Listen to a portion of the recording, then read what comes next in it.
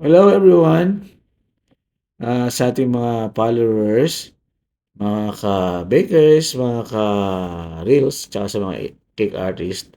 Ito yung bago naming projects. It was a very big cake, napakalaki. It was 1 meter by 1 meter and 2.4 meter by height.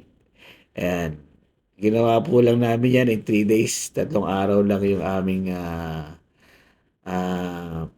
pinagpuyatan.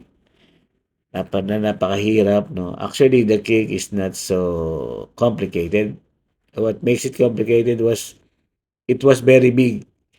Halos ilang tao ang nagbubuhat niya. Kung nakikita niyo, no, nilalabas sa truck yan na napakalaki. Ah, hindi ko malaman kung ilang kilong sugar paste ang ginamit namin diyan.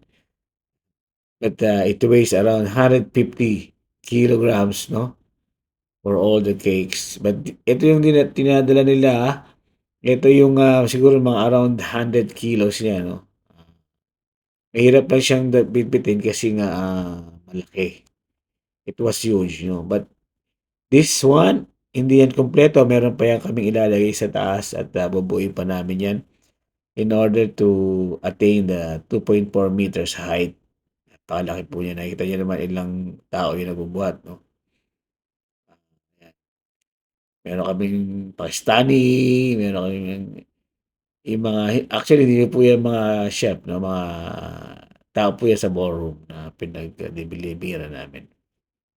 Yan, nakikita niyo binabiyahe na siya, no?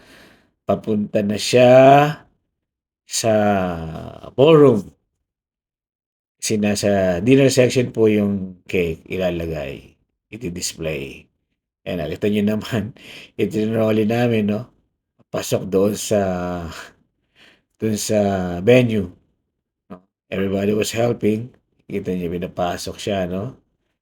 Actually, hirap na hirap kami kung saan namin idadaan yung cake because the ballroom they don't have access. Maliliit yung access nila until we found out there is an access at the back.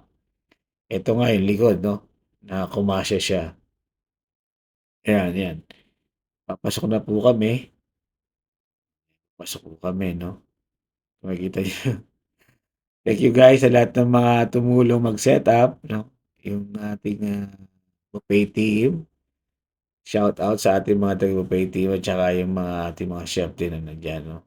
Tsaka yung mga drivers, tsaka yung mga staff ng ballroom. You see, you cannot go inside, right?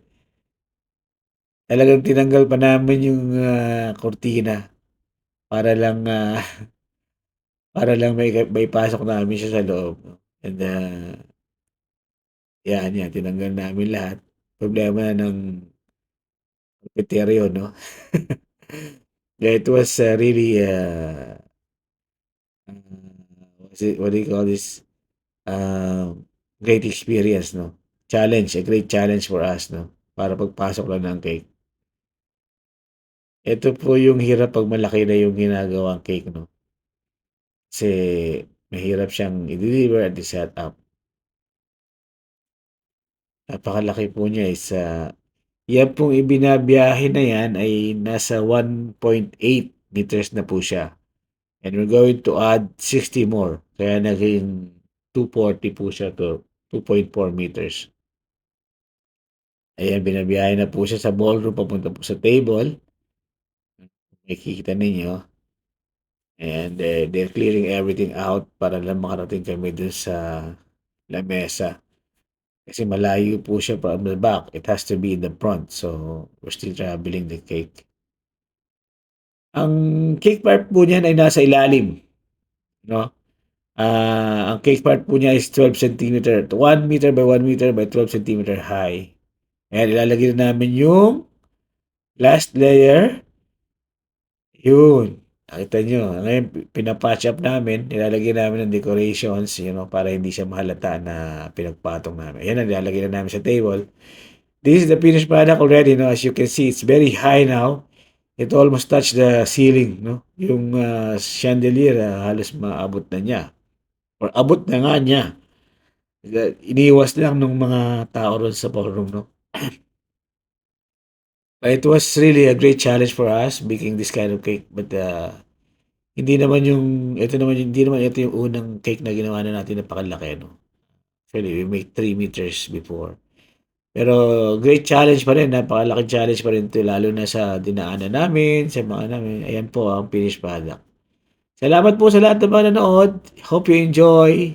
Salamat po sa mga nakapanood o manonood pa lang. Thank you, thank you, thank you guys.